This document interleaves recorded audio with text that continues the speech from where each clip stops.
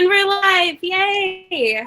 Hi, and welcome to this spooky panel to celebrate Halloween. I'm Carter, I use they, them pronouns, and I am the event coordinator here at Astoria Bookshop.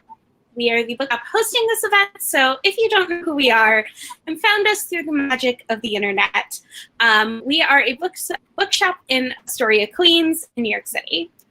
Before we get started, I want to go through just a few housekeeping things. We'll have the opportunity to ask questions in the last 15 minutes of this. I know a few of you have already found the button, but there is a ask a question function down in the bottom, and you can put in your questions there, and I will organize them when I come back and during those last 15 minutes, we will go through them. You can also chat with each other over on the right, over in that chat over there. We will kick you out if you participate in any trolling or any racial, ethnic, or homophobic slurs. Basically, we ask you to be nice and respectful towards one another. Finally, there is a button right down there at the bottom that offers the option to buy the books featured in this panel tonight. So each book will come with a signed bookplate, with the exception of Victoria Lee's book, who comes into our shop and personalizes and signs books. And actually, we have a handful of copies of signed first editions of White Smoke. So be sure to grab those. I can't guarantee which one you'll get, but if you do have a preference, just make a note in the comment field. So if we have any left of the signed first editions, you will get them. So let's get things started, and I'll introduce our fantastic guests. And if you want to wave when I say your name, that would be great. Or whatever movement fits your costume. Whatever works. So, Tiffany D Jackson uses she, her pronouns, is the critically acclaimed author of Allegedly, Monday's Not Coming, and Let Me Hear a Rhyme, a Walter Dean Myers Honor Book and Coretta Scott King John Steptoe New Talent Award winner. She received her Bachelor of Arts in Film from Howard University, earned her Master of Arts in Media Studies from the New School, and has over a decade in TV and film experience. The Brooklyn native still resides in the borough she loves. And her book, White Smoke, I'm sure she has it and can show it, but that is the main book we are talking about tonight. Victoria Lee, who uses she, they, and he pronouns, grew up in Durham, North Carolina, where she spent her childhood writing ghost stories and fantasizing about attending boarding school. She has a PhD in psychology, which she uses to overanalyze fictional characters and also herself. Lee is the author of A Lesson in Vengeance, as well as The Fever King and its sequel, The Electric Air. She lives in New York City with her partner, cat, and malevolent dog. Ryan Douglas, who is in a wonderful costume, uses he, they pronouns, is a freelance writer, poet, and New York Times bestselling author of The Taking of Jake Livingston.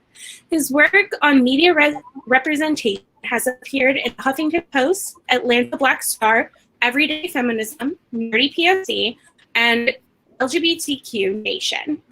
He was born and raised in Atlanta, Georgia, where he currently resides. He enjoys wooden wick candles and falling asleep on airplanes. Goldy Moldavsky, who uses she, her pronouns, was born in Lima, Peru, and grew up in Brooklyn, New York, where she lives with her family. She is the New York Times bestselling author of Kill the Boy Band, No Good Deed, and The Mary Shelley Club. Some of her influences include Buffy the Vampire Slayer, the esteemed work of John Irving, and the Mexican telenovelas she grew up watching with her mother. And finally, our wonderful moderator for tonight, Claribel Ortega, who uses she, they pronouns, is a former reporter who writes middle grade and young adult fantasy inspired by her Dominican heritage. Her debut novel, Ghost Squad, was an NPR Best Book of 2020 and a Good Morning America selection. When she's not busy turning her obsession with 80s pop culture, magic, and video games into books, She's traveling the world for her day job in marketing and making gifts for her small graphic design business, Gift Girl, with 2 words. And so welcome all of you. Yay. Thank you so much. And I'm going to let Claribel take it away from here.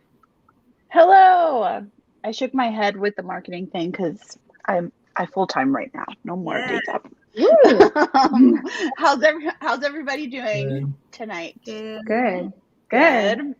Okay, so I'm gonna start with a little bit of an icebreaker, just so that we get to know each other and our characters a little bit. So you can just go in whatever order you want. What scary or / horror movie do you think your characters would survive in, or not? Like, if they would get killed no matter what, I also want to know that. You can be honest. This is hard. Survive or get killed in.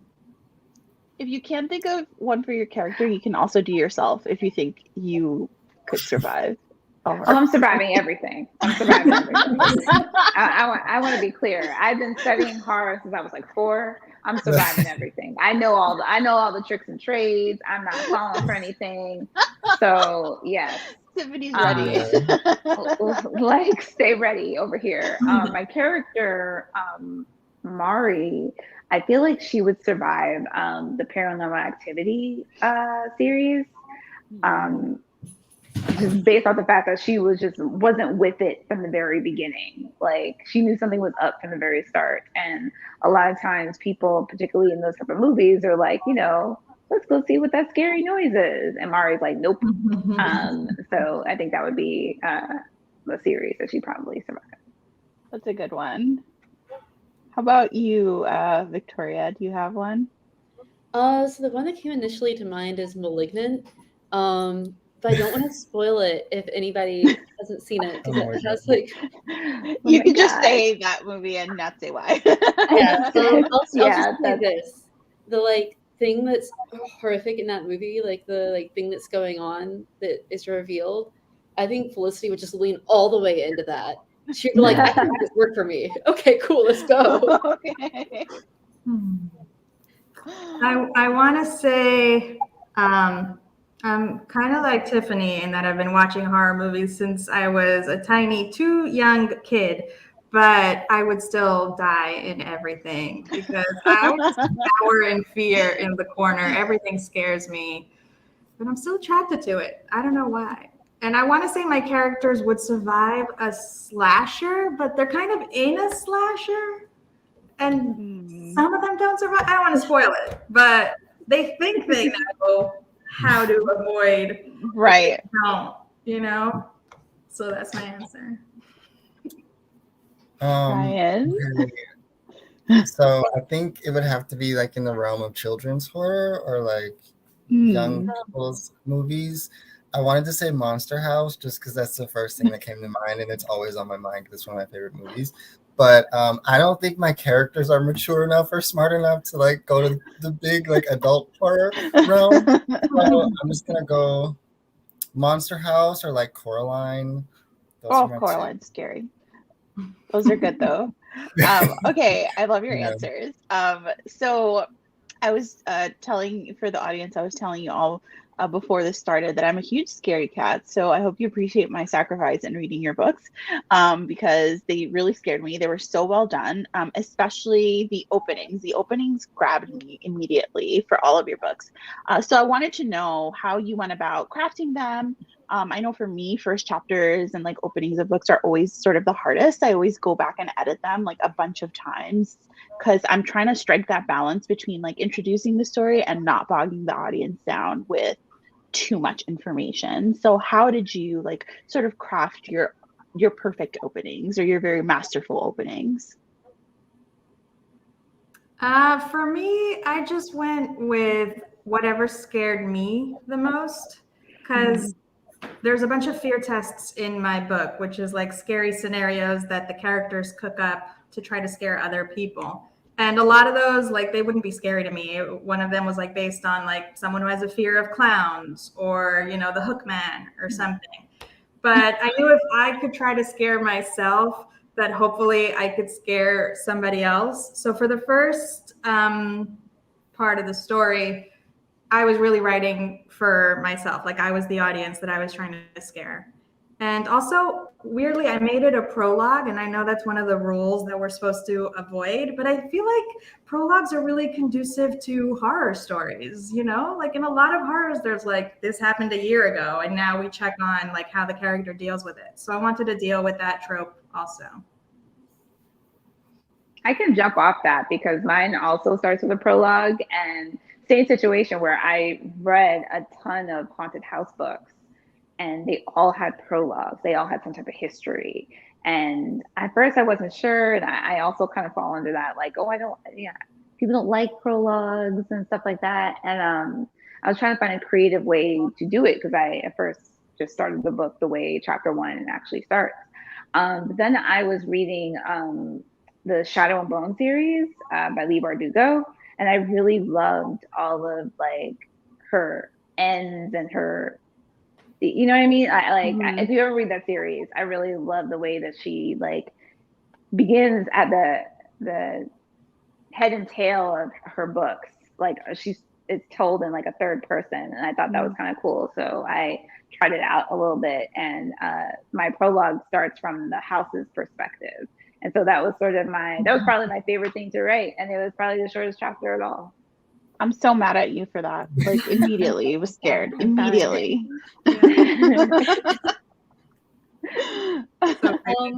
I also wrote a prologue, so I'll go third.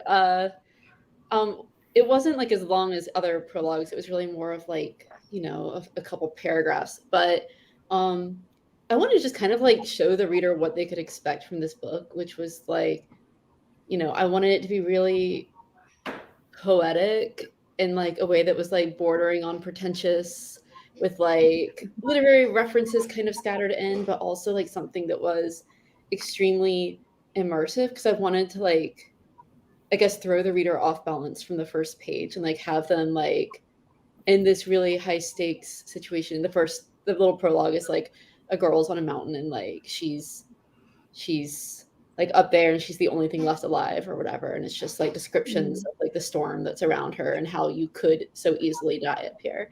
And so I just wanted like an initial sense of dread, especially because like the first chapter starts off is like so mundane. It's like, I'm returning to school and I'm like going to my dorm room. And so I wanted like the reader to stick with that and be like, okay, but like, weren't we just on this mountaintop a second ago thinking about dying? Like, what's up with that? What happened there?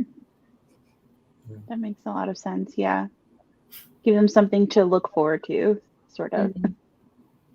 I think for me, I wanted to give the reader a sense of what they were getting themselves into. I think there's a lot of heaviness in the book, and I just wanted to cut to the chase, you know? Yeah. I feel like the image of the kid, there's an image of a kid getting stabbed to death. Well, there's a javelin falling into his head in that's like the first image. But we get that through Jake's voice, and his voice is kind of like very teen, a bit cynical, kind of like, this is my everyday life. This is what I see every day. And I think having that duality was really important to kind of give the reader an idea that, you know, this is what's going to happen, but this is the kid who's going to hold your hand while you're going through it. So don't be too scared. So just getting that balance right was important for the opening. Yeah, for sure. I have a question for you later about Jake's voice in particular, but we'll get to that soon. So Goldy touched on this a little bit. I think that writing something that truly scares a reader is really hard. I think like scaring readers and making them laugh are probably like the two hardest things to do in a way that is like organic. So what are some of the things you incorporated in your own writing to make sure those scares happened? And were any of those things taken from like your own fears? Yeah, I'll go. Can go first. So my core group of characters in my story is the Mary Shelley Club. And objectively, they're kind of all the villains of the story. Like they're trying to scare people. That's the game they play. And I thought, well, if they're the villains and I'm trying to write a scary story, then if I do it from their perspective, it's like looking behind the curtain, and like it's never going to come off as scary as I want it to. So for the chapters where I deal with the targets that they're picking to scare and the pranks that they're pulling, I switch the perspective to make it from like the target's point of view. So we're following a different character for those scenarios, and like we see everything the way they see it. So they don't see what's going on behind the curtain. So hopefully if the character is getting scared, the reader can kind of feel, you know, the shivers and the creeps as they're reading it too. I for sure did. Ryan, do you want to go? Yeah, so gosh, I wanted to blend a lot of different styles of horror in this book, so there's a lot of different things that I tried. I think especially since it's my debut, it was a lot about experimenting for me, paying homage to things that I liked, that I found grotesque, if not like terrifying. So I think like the main thing in the book though is just like this sense that you're being followed, this sense that you're being watched, pursued. Predatory behavior is a big theme like throughout the book, and I think that for me it was kind of about interweaving like real life experiences of trauma with that sense that you're being followed, that like the things that feel a little bit more horror in the sense that they're like dealing with the aspect of being terrified, just kind of bringing that to a domestic environment and saying, well, being Black in an all white environment is also horrifying at the same time, and just like drawing that line. That was kind of like the challenge for me in making the book really scary.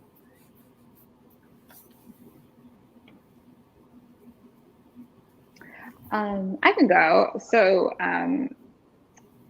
I definitely put a lot of my own little like things that have happened to me that have freaked me out for whatever reason. But the biggest thing that I put in there, I wanted to find something that was sort of invisible. And so that was the idea of bed bugs.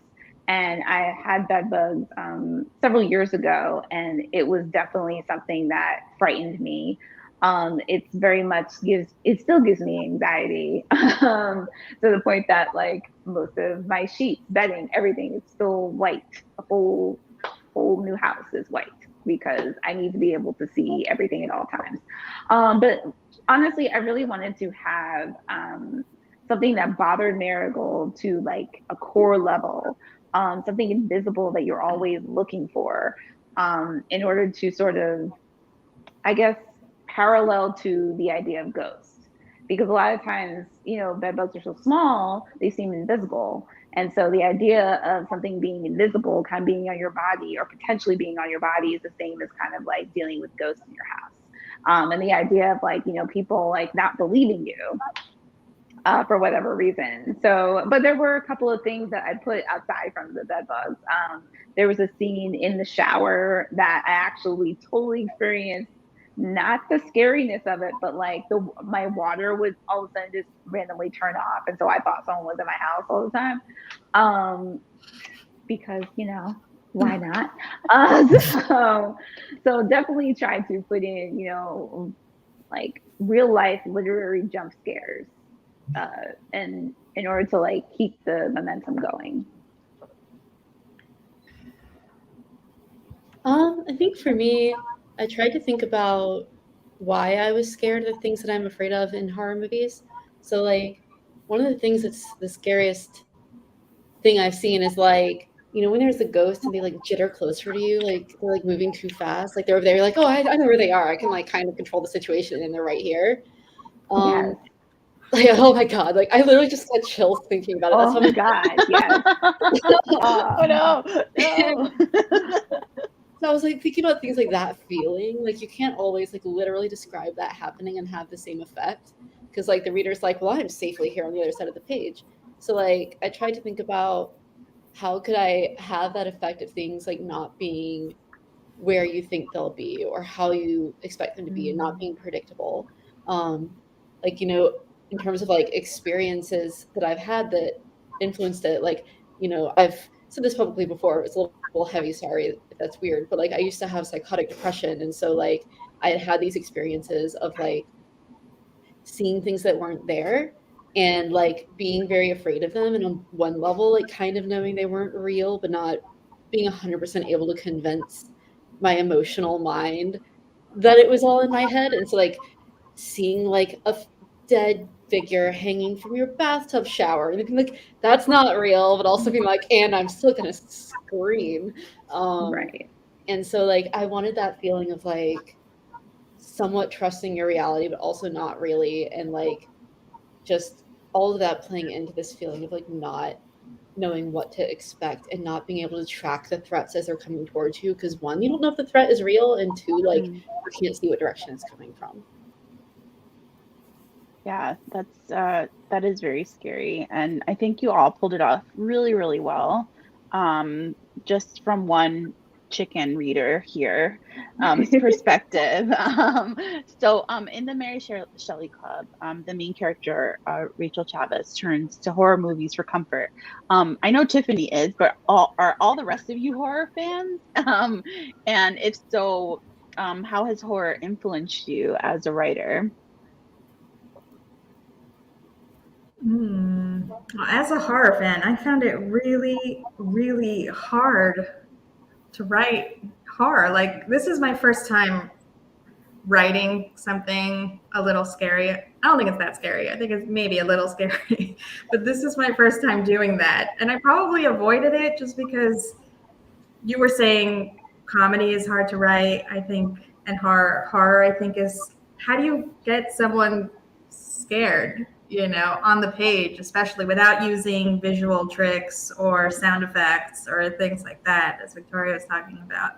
So I think I try to avoid it, but yeah, I did a lot of research watching scary movies and stuff. Sorry, I kind of forgot the question. I think I'm right. The question was if you're horror fans and like how that influenced your writing, if at all. So yeah, a lot.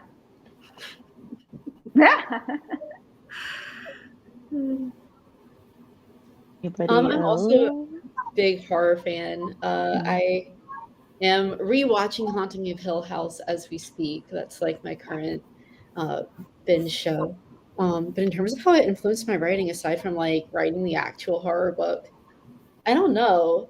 Maybe it's like, oh, okay, I know. So I think it's like this concept that like Donald Moss talks about in his book, The Emotional Craft of Fiction, of like these third level emotions.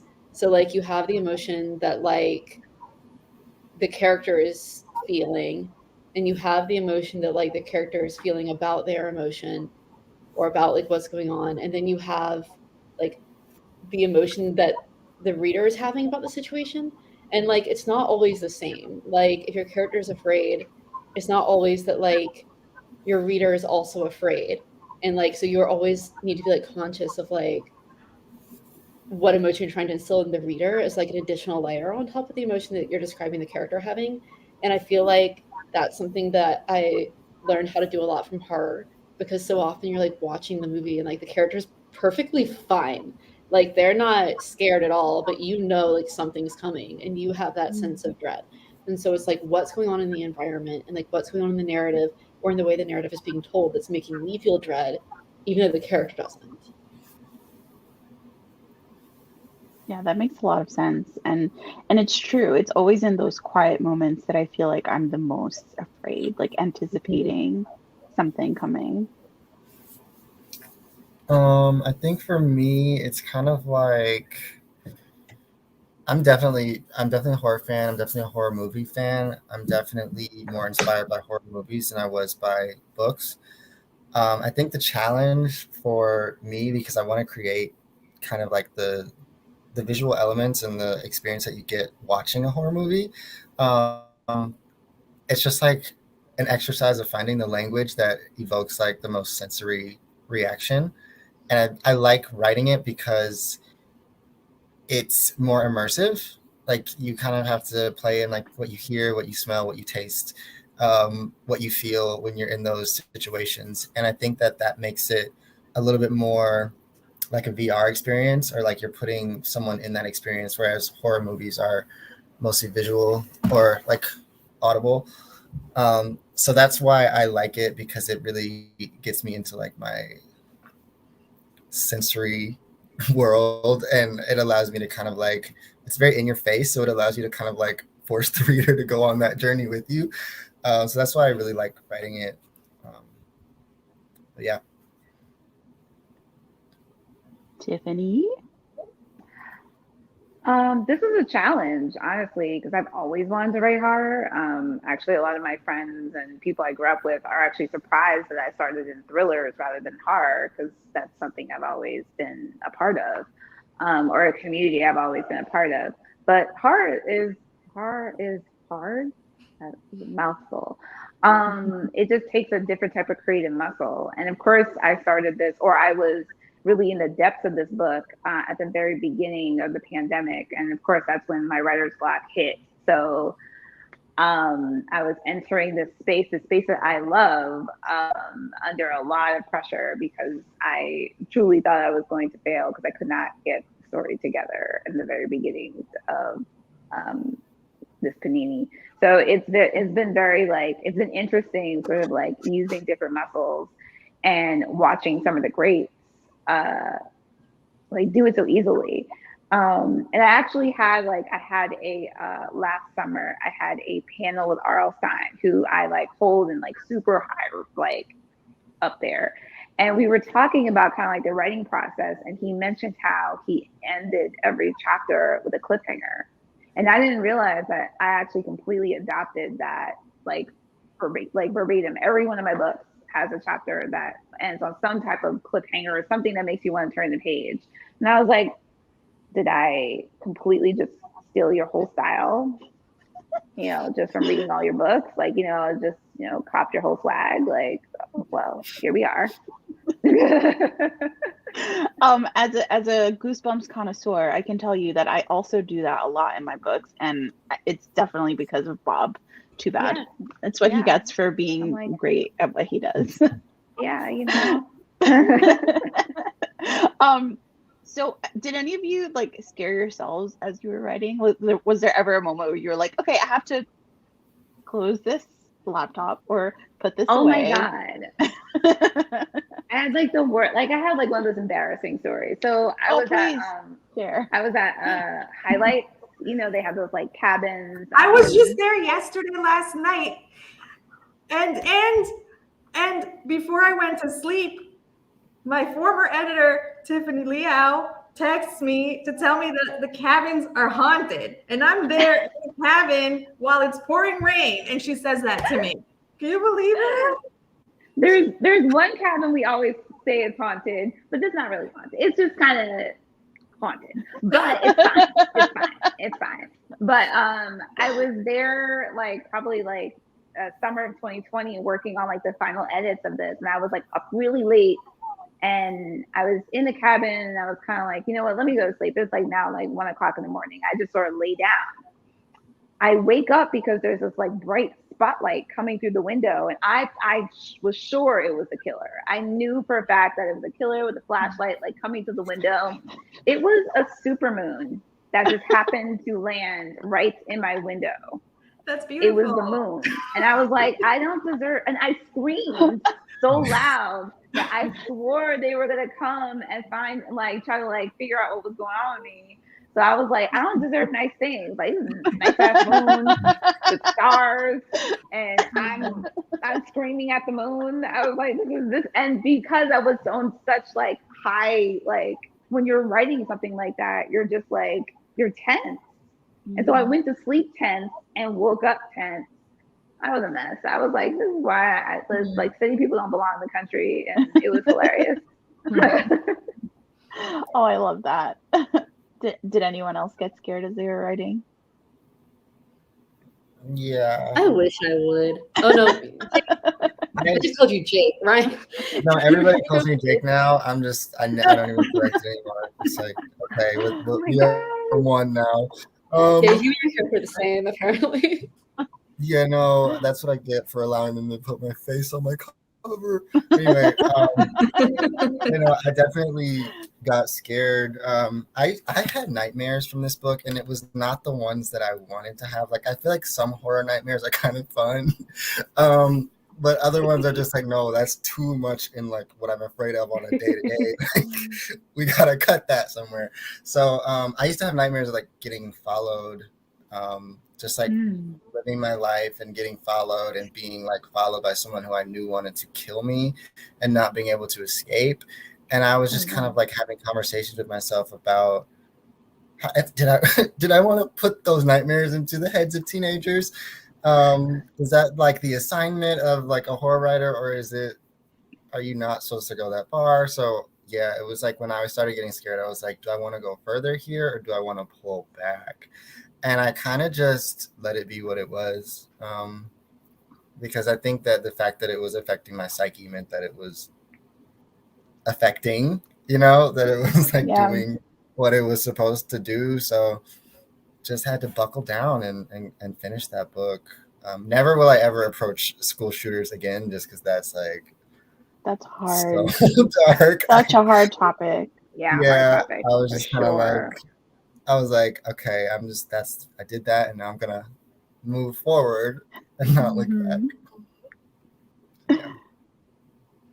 Yeah. Victoria, you said you wish you had been scared by Yeah.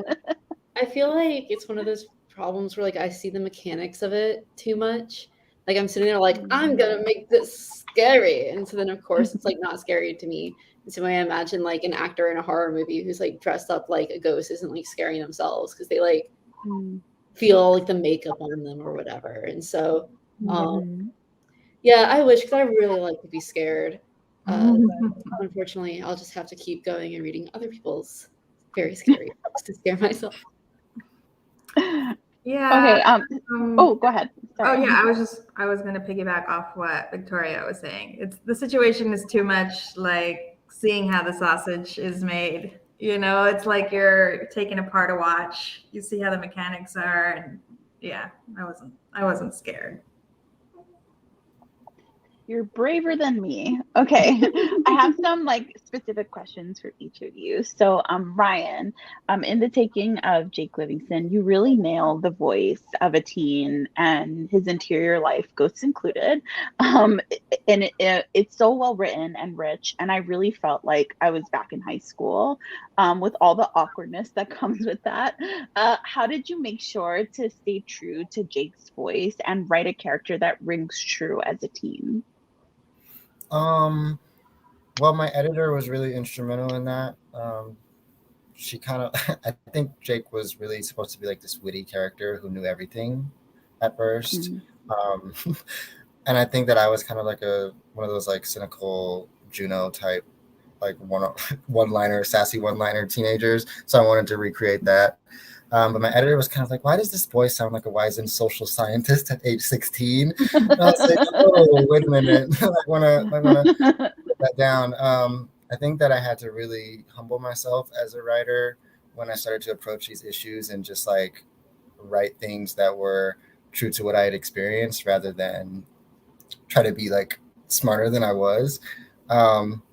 So just keeping in mind like the sort of innocence and confusion that I had as a 16-year-old and bringing that to the page was a big part of the voice. I think like not letting him feel too empowered over his circumstances, but also giving him, a curiosity about the world to solve things and not feel like too jaded or like defeated about it. You did such a good job. I really felt like to the point where I felt like the anxiety of like being in the school hallway. And I was just like really impressed by that. So Victoria, dark academia is a popular genre right now, but I know you've been working on a lesson in vengeance for a while. So can you tell me what drew you to writing in this particular genre? Yeah, so I started writing this book before The Fever King came out. So super long time ago. And I was a big fan of like The Secret History. I really liked how that book and books like If We Were Villains were dealing with like kind of the term that I used in an interview once that I can't like get away from, even though it's a pretentious one, is bourgeois apathy of like rich privileged people and like their inability to like see the way that their actions are hurting others or are like I don't know, perpetuating like institutions that might be harmful. And so in A Lesson in Vengeance, I was writing about somebody who's kind of occupying like both sides of this in a way, and that she's contributing to like a lot of why like we think about books like in the dark academia realm as like being somewhat problematic, but she's also like suffering at the hands of an institution that is not recognizing her mental health struggles and is not giving her the tools that she needs. And part of, I guess, why I was interested in that, aside from just liking dark academia books in general, was doing my PhD and like writing this while I was working on my PhD and having a mental health crisis while I was writing this while working on my PhD, and like hearing things from people at my school that were like, oh, well, you just need to go on a leave of absence. Like, it wasn't like, oh, well, let's support you, or what can we do to improve the environment, like the working environment at this school so that students don't have to leave. Because like everyone I knew who'd left for mental health reasons had not come back. It wasn't like it was like, oh, your place will still be here, you know? And so it felt very much like, oh, go away. If you can't handle this level of stress, then you don't deserve to be here. And so when I started writing A Lesson in Vengeance, I very much wanted to write like a dark academia that like still like embraced, I guess, a lot of the classic tropes of it, like the pretentiousness and like the aesthetics and like the like almost cultish adoration of like, in this case, literature, and people who are like engaging with that literature in a way that's like way above like the skill level that you'd expect, like, but at the same time showing like, and this is how all of that like goes to shit. This is how like all of that fucks with you. So yeah, I would say that's where I approached it from. Okay. I was struck by how open Marigold was about her mental health in White Smoke, and I always really appreciate when that's discussed in YA books. So Tiffany and anyone else also who wants to chime in on this, because I know some of your other books also touch on this. What went into the decision and process to write so openly and honestly about mental health with her character? I think I was sort of inspired by like this generation of kids who are very blunt and honest about like the things that they're going through, and not being coy about it either. Mm-hmm. And like if someone tries to like, you know, kind of curb them, they'll be like, no. Like they're very, and to adults too, which is just mind blowing to see. And one of the lines that I wrote in the book is, you know, I have anxiety is a full and complete statement, and I don't have to explain it to you. And I've heard like kids say some kind of iteration of that, and I'm always like, wow, like stunned by it. And so, which I love, like this is, you know, I'm amazed to see so many kids be so brave. Mm-hmm. And I really wanted to kind of put that in a book, so other kids can see, and other kids can be just as brave as, you know, the ones I have seen, you know, nowadays, because sometimes it's not even so much about also having the toolbox and like the correct sort of vernacular of what you're feeling, but it's also about, you know, kind of standing firm in that belief and knowing exactly that, you know, hey, I have something is going on with me. It's not my imagination, and you need to respect that. So I think that's where I was trying to go with that part of Marigold.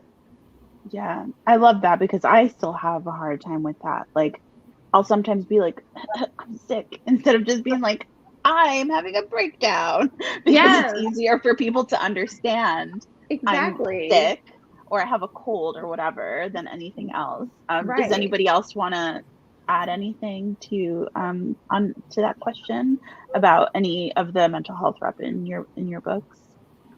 You don't have to, but just in case, I wanted to leave it open. I just love what Tiffany said about like being inspired by Gen Z and like how open they are about mental health struggles. Because I definitely think that that's the path forward to reducing stigma about mental health is being quite frank about it and talking about it and having characters talk about it and have characters experience it. And yeah, I think that was a really great point. Yeah, I agree. Okay. So Goldie, I read a bit about your inspiration behind writing the Mary Shelley Club, particularly your trip to the New York Public Library that got the ball rolling, and it was so fascinating to me. But for those who may not be familiar with the origin story of your book, can you break it down for us? Yeah, sure. I was in the big New York Public Library, the one on 42nd Street with the lions outside. And I was there early for the Teen Author Festival that David Levithan throws every year. And he was like downstairs in the basement setting up. And I'm like so awkward and antisocial that like I saw him and then I left the room and started just wandering around the basement of the New York Public Library because I was too scared to talk to him, even though we were like friendly at that point, but whatever. I digress. Anyway, I found this little tiny windowless lecture type room. It was really pretty. It had like rows. And then there was this video on a loop, and it was the origin story of how Mary Shelley came up with Frankenstein, which I had never heard before, but I know a lot of people are already familiar with, which is that she and Percy Shelley and Lord Byron and a few others, they gathered together for a summer in Switzerland in this villa, and it's the worst summer on record ever. It was just raining all the time. So out of boredom, they had a competition of who could come up with the scariest story. And that's where she came up with Frankenstein. And it was also Polidori's, he wrote the big vampire book that inspired Dracula. So there was, you know, a lot of creative juices flowing and who knows what else. But anyway, yeah, I thought, wouldn't it be cool if we took that story and planted it in modern times with modern teenagers where they would try to one-up themselves with like who could come up with the best story. Well, not story. Who could come up with the best scary scenario played out in real life? Because writing stories is boring. Right, writing stories is boring. If we get any message from this panel, it's that writing stories is boring. This is a boring profession. So one thing that struck me about all of your books is that they were all very evocative. I could picture them all really vividly in my mind as I read. And I think a lot of that comes down to your excellent world building. What was the world building process for you, and how did you land on your specific settings?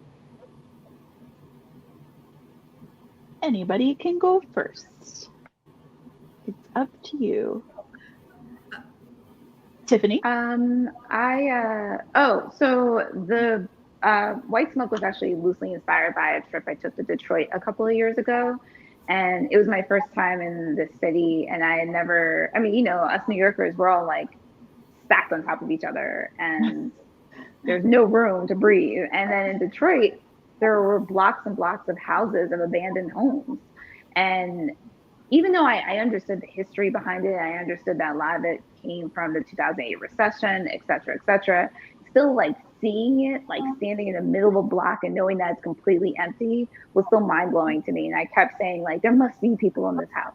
Like there has to be. And, you know, the people I were with were like, no, girl, get in the car. And then I started to dig into the history of some of the abandoned homes. And then I came across an urban legend called Devil's Night.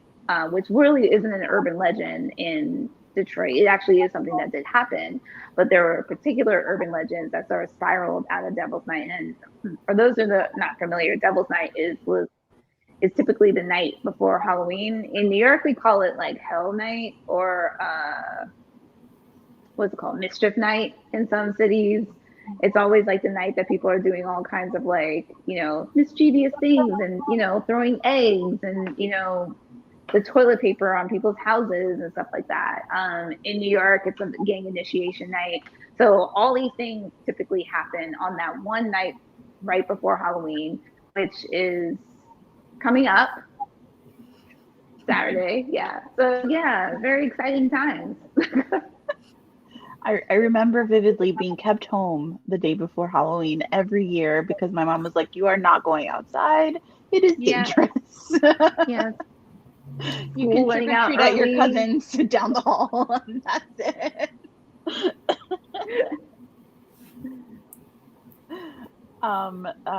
Victoria or Ryan or Goldy, do you want to go? Oh, are we running out of time?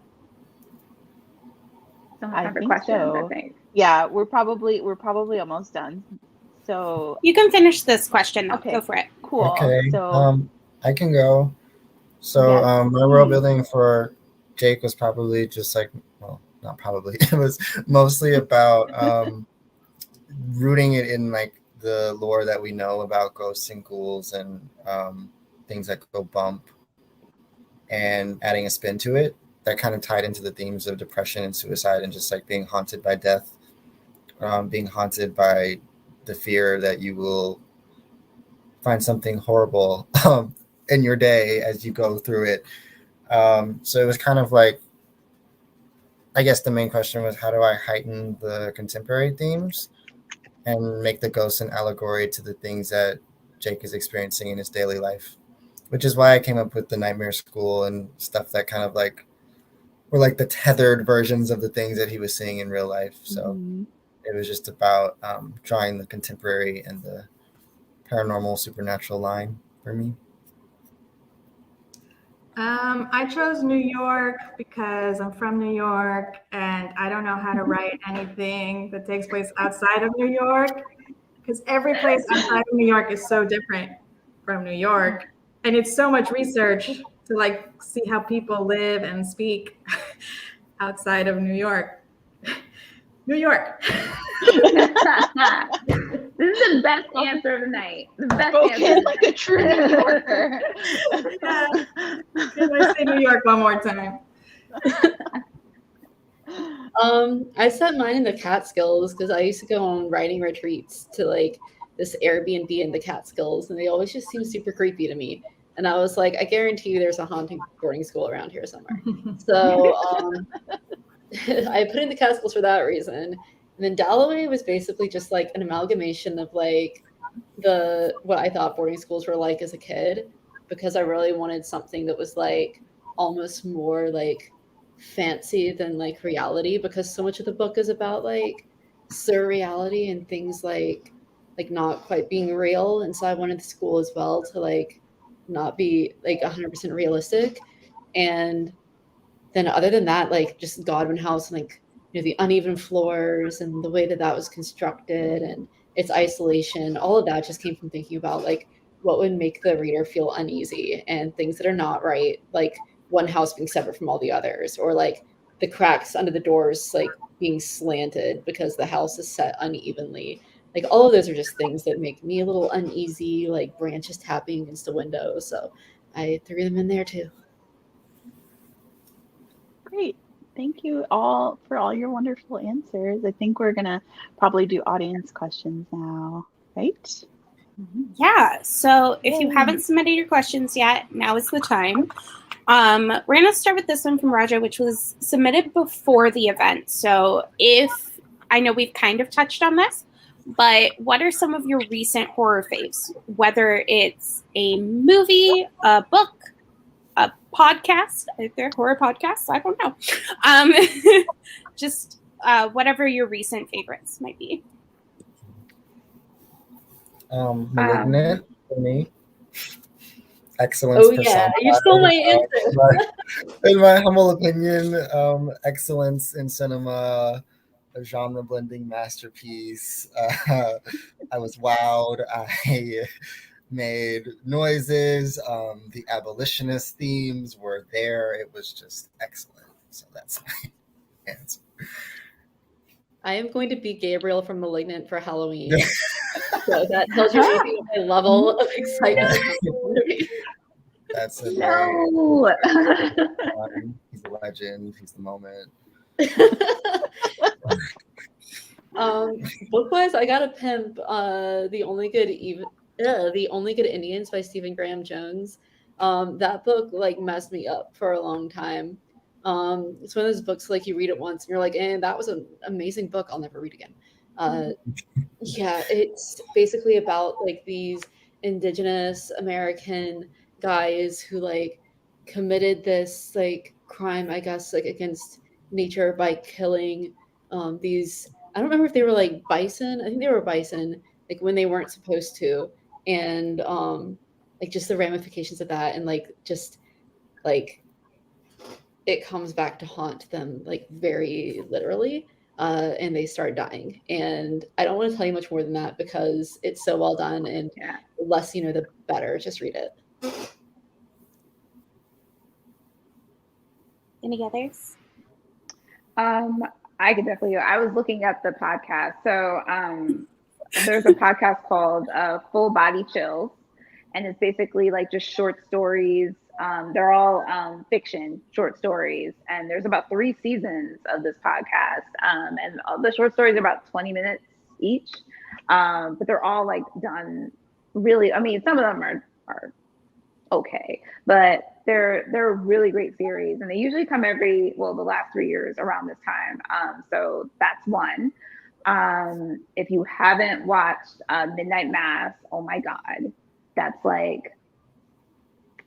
my favorite series of the entire year. Like the whole thing is brilliant. Books, there's so much.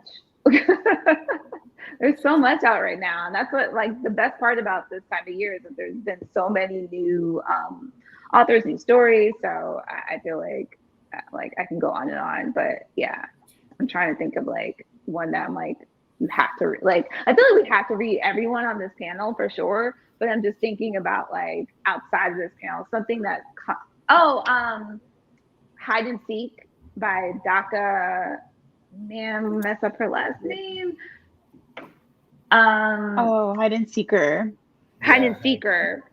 Yeah. That was like, so it's an MG, but one I love It's so the cover, scary. but it's super scary. It's really great. It's really good. Yeah. Daka Herman.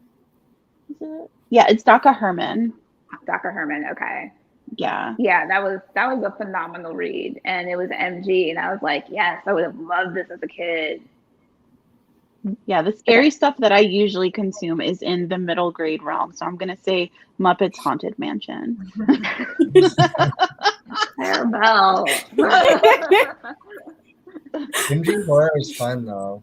I enjoy it. I really like the Five Nights at Freddy's series. I don't know if that's considered MG or not. What We Do in the Shadows, which isn't scary, but so funny and has vampires. All right. Those were all great recommendations. I'm going to go do that this weekend and read and watch all those movies and listen to that podcast.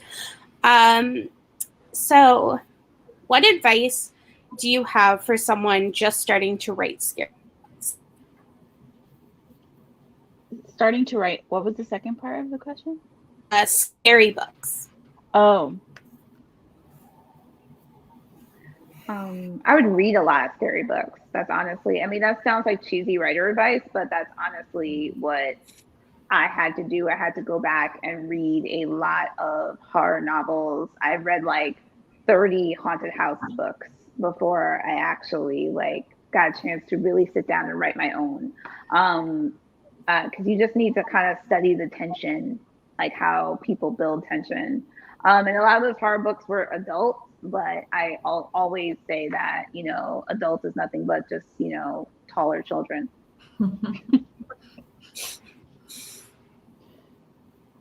Any other advice? Seconded. That's what I was going to say too. Yeah. Yeah, same. Me too. Perfect. All right. Let's see. There's one up here. What scares you the most? I'm scared of something ridiculous. I mean, I'm scared of a lot of things, but I'm also scared of whales because I feel like whales are too big. They are. They're so big. I mean, that's a fair answer. They are too big for no reason. Like, Big. What do you do when you see a whale? I mean, I've seen them when I was younger. I mean, I think this is also like a kid who grew up in the Dominican Republic, and like I've seen them, and they're very big. Yeah. I don't know what I would do now. It's not like I'm gonna like start crying, but I do like if I see one like on television. I went on this ride in Disney World a long time ago, and it was like one of those like 3D rides, and there was like a giant whale, and I was like, oh my god, I got really scared. Like I got full body like shivers like when I saw it. I wasn't ready at all. But I was fine. I'm not like traumatized scared, but they just like freak me out. Ghost stuff scares me. You probably gathered from me talking about like the things moving close to you, but like I feel like I would survive like a slasher movie, like Tiffany was saying. Like I've seen enough of them, and I'm not stupid. Like I feel like I could like I don't know, just like not go into the basement or whatever. But like ghosts, I don't know. Sometimes it's like it's not even anything you did. Like sometimes you did do something dumb, like you like did some satanic ritual or something. But like other times it's like no, you just like stayed in the wrong hotel room, and like that stuff scares me because you can't outsmart a ghost, you can't outrun a ghost. Like they're just gonna get you. Like there's nothing you can do unless you're like the lucky one that like the author decided was gonna live. Like that stuff scares me. And also Maleficent from Sleeping Beauty when she goes all green. That's terrifying. That is scary. I don't do clowns. Don't do clowns. No, don't do clowns. Spiders. I don't blame you. Spiders. I'm not big on spiders either, but clowns are definitely my downfall, for sure. I'm scared of like men standing silently at the end of a long hallway or in a corner or outside the window. What? Just think about it. At first all I heard was men, and I was like, men. I was like, are you gonna say men? I was like, I agree. That's Men. well. We can all agree. fair. Right? Okay. But they could be doing anything. They could just be silent or just like smiling for no reason. Tell me that's not scary. No, right? It is scary. Remember that They're just standing there, yeah. Yes. Remember the whole like when the Stephen King's It came out again, and then there was all these random clowns just standing around. I really was like, I'm about to fight people.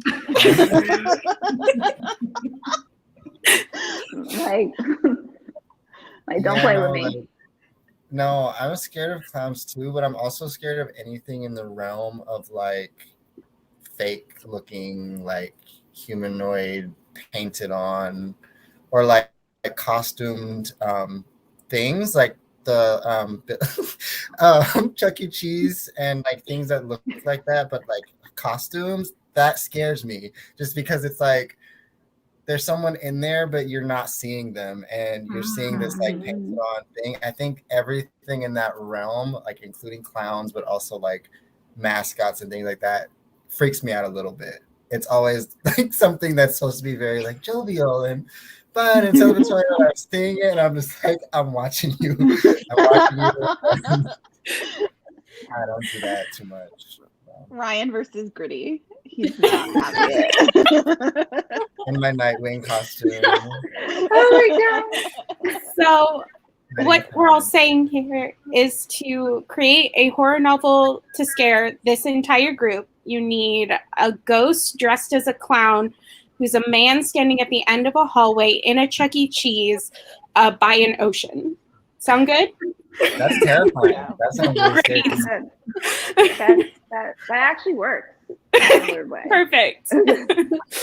All right. So to wrap up, we do have one question that I think is perfect to wrap up with. Damien asked what was next for Ryan, but what's all of you. Maybe tell us if you have any projects coming up, where to find you on social media, those two things. So, ready, go. Start with Tiffany. Oh, sorry, me? I thought we were starting Ryan. Yeah. Oh, okay. We can also start with Ryan. What's happening? So Your I have Christmas book. Yes, I have my first Christmas book coming out because it's like holiday madness over here. So my first Christmas book, Santa in the City, comes out on this Tuesday. It's Thursday, right? Yeah, it's Tuesday. Next year, next fall, my next horror book comes out. It's called Weight of Blood. It is a Carrie retelling set at a school's first integrated prom with a girl who's been passing for white. And I think that's it for now. I deserve a break. Whoa. Yeah. You sure do. Okay, Ryan. Okay, so I'm not gonna say too much, but my next project is a dark academia that deals with demonology and students at a school doing demonic things. And there's portals and it's crazy stuff. The comps right now are Dante's Inferno meets One of Us is Lying. Oh my Oh god. my gosh. Inject it directly into my veins. I'm excited about it for sure. That Yay. sounds really good. I'm very excited for that. All right, Goldy. Oh, okay. I'm doing Total 180, and next year I'm coming out with an absurdist, ridiculous satire that's a retelling of Lord of the Flies, and it's called Lord of the Fly Fest. Ooh, that's fun. Lord of the Fly Fist. Fest, like fest, fist? like fest. Oh, Like Fest. Fire Fest. Oh, is it like a fire fest? But it's a take on Fire Fest. Oh, that's fun. It's so I stupid. love it. Yeah. I love it. I need to read it immediately. Oh my god. Victoria, why don't you go next, and then we'll wrap up with Claribel. My next YA won't be out until 23 because, like Tiffany, I need a break. And it's gonna be called The Girl That Time Forgot, and it's basically like Sapphics fucking with the sacred timeline, like a girl who figures out that like her adoptive siblings have killed somebody and they're planning to kill again, and like ends up like kind of jumping across like the timeline of her own life, trying to figure out like, you know, who they killed, how to stop it from happening again, and also how to prevent a future in which they've become these like terrible dictatorial tyrants. Ooh, that sounds great. Cool. All right, Claribel, wrap it up. It's all you. Yay! My next book, Witchlings, comes out February 1st from Scholastic. Very excited. It's three witches who have to fight a wolf-like monster called the Night Beast, or they're gonna get turned into toads. I'm so excited to read that. It's waiting at the shop for me right now to read, and I am so excited to go to work tomorrow. I hope you love it. Absolutely. All right. Thank you all so much for joining us, and thank you all for watching. We have a whole bunch of events coming up next month, and by a whole bunch, I mean a smaller few than we had in October. We have, I think, 2 YA events. One I am announcing tomorrow. So 2 YA events coming up. And so check our website for those. That is all. If anyone else has anything else to say, now is the time. Anything else? Happy Okay, Halloween. we're good. Perfect. Happy Halloween. everybody. Have a great night. Thank you. Bye. Bye.